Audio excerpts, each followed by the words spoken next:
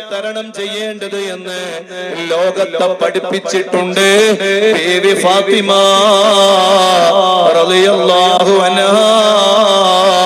അതുകൊണ്ട് ഇൻഷാ അല്ലാഹ് ആ ജീവിതത്തിൽ നിന്ന് ഒരുപാട് കാര്യങ്ങൾ നമുക്ക് പഠിക്കാനുണ്ട്. പ്രധാനമായും ഇന്ന് നിങ്ങളോട് ഞാൻ പറഞ്ഞത് ഓരോരുത്തരും അവരുടെ വീടുകൾ ശ്രദ്ധിക്കണമെന്ന് തന്നെയാണ്. വീട് സന്തോഷത്തിന്റെ വീടാവണം, വീട് ആനന്ദത്തിന്റെ വീടാവണം, വീട് സമാധാനത്തിന്റെ വീടാവണം, വീട് എപ്പോഴും വൃത്തിയുള്ള വീടാവണം. വീട്ടിൽ ഒരാള് കയറി ചെന്നാൽ, ഒരാള് വീട്ടിലേക്ക് വന്നാൽ നമ്മുടെ വീട് എപ്പോഴും നല്ല ഗുഡ് സർട്ടിഫിക്കറ്റ് നൽകുന്ന വീടാവണം. പ്രത്യേകിച്ച് വീട്ടിന്റെ അകത്തളങ്ങളിലുള്ള ബാത്റൂം നല്ല ശുദ്ധിയോടെ പരിപാലിക്കണേ. അവിടെയുള്ള നജസുകൾ ഉണ്ടല്ലോ, അത് വീട് മൊത്തവും കൊണ്ടുവരാൻ പാടില്ല.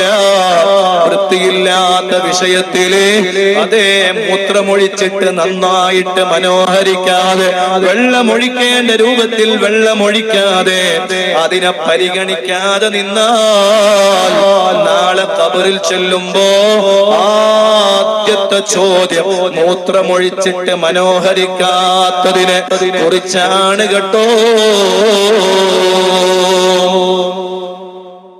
ഖബറിലെത്തിയാൽ നിങ്ങൾ വിചാരിച്ച ആദ്യത്തെ ചോദ്യം നിസ്കാരം, നോമ്പാണ്, സ്വതക്കനെ കുറിച്ച്, സക്കാത്തിനെ കുറിച്ചാണെന്നാണോ?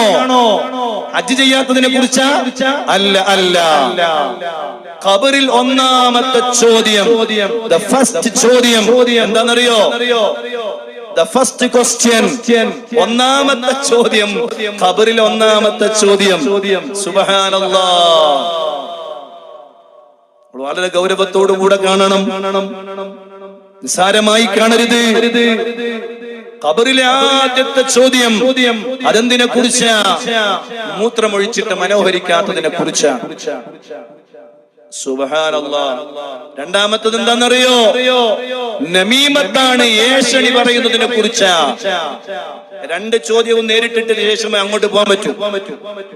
അതിൽ തന്നെ പരാജയപ്പെട്ടു പോയാൽ കാര്യം പോക്കാണ്.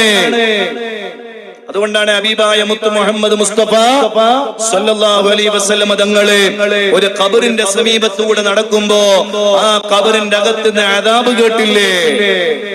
അല്ലാഹുവിന്റെ റസൂൽ പറഞ്ഞ രണ്ട് ഖബറിലുള്ള ആളുകളും ഖബറിൽ അദാബ് അനുഭവിക്കുകയാണ്. അല്ലാഹുവിന്റെ റസൂലിനോട് ഇബ്നു അബ്ബാസ് റളിയല്ലാഹു അൻഹു ചോദിച്ചു, നബിയേ, എന്താണ് നബി അവര് ഖബറിൽ അനുഭവിക്കുന്ന ശിക്ഷ എന്താണ്? അല്ലാഹുവിന്റെ റസൂൽ പറഞ്ഞു, ഒരാള് മൂത്രമൊഴിച്ചിട്ട് മനോഹരിക്കൂല.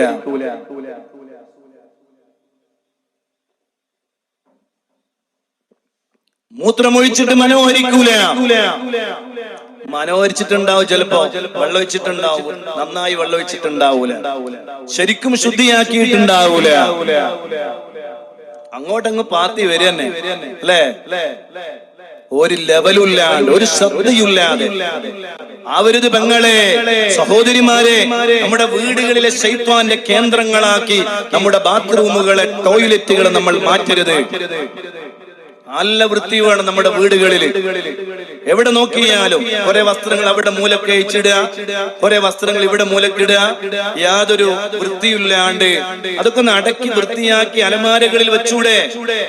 സുബ്ഹാനല്ലാഹ്. അലമാരന്റെ കഥ പിന്നെ പറയാണ്ടിരിക്കല നല്ലത് അല്ലേ? അലമാര തുറക്കാൻ കഴിയുന്നില്ല ഉസ്താദെ, പിന്നെ എങ്ങനെ അലമാരന്റെ ഉള്ളിൽ വെക്കാതെ ചോദിക്കുക. അലമാര അഥവാ ആരെങ്കിലും തുറന്നാൽ അലമാരന്റെ അകത്ത് നിന്നതാ ഒരുപാട് സാധനങ്ങൾ പിടിപിടാന്നെ താഴെ വീഴാണ്.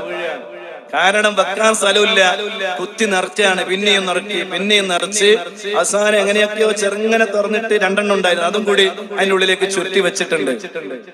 എന്നിട്ട് സുബ്ഹാനല്ലാഹ്, അലമാരിങ്ങനെ തുറക്കുമ്പോ അതാ വരുന്ന താഴോട്ട് ഇല്ല ഡ്രസ്സ് മുഴുവനും. എന്തിനാണ് ഇങ്ങനെ ഡ്രസ്സ് കൂട്ടിയിടുന്നത്? അതൊന്നും മടക്കി വെച്ചാല് ആ അലമാര മുഴുവനും വെക്കാൻ പിന്നെ സ്ഥലം ഉണ്ടാവും അവിടെ. ഇത് മടിയാണ്. എന്നിട്ട് ചുരുട്ടി ചുരുട്ടി ചുരുട്ടി വെച്ചിട്ട് അലമാര അങ്ങോട്ട് ജാമ്. പിന്നെ എവിടെ വെക്കാനാ? പിന്നെ കട്ടിലിന്റെ അടിയിലേക്കാണ് ഒരൊറ്റ ഏറ് അല്ലെ? അങ്ങനെയൊന്നും ആവാൻ പാടില്ല. അങ്ങനെയൊക്കെ എവിടെയൊക്കെയോ ഉണ്ട് എന്നത് കേട്ടത് കൊണ്ട് പറയാണ്, നമ്മുടെ വീടൊക്കെ നല്ല വീടാവണം.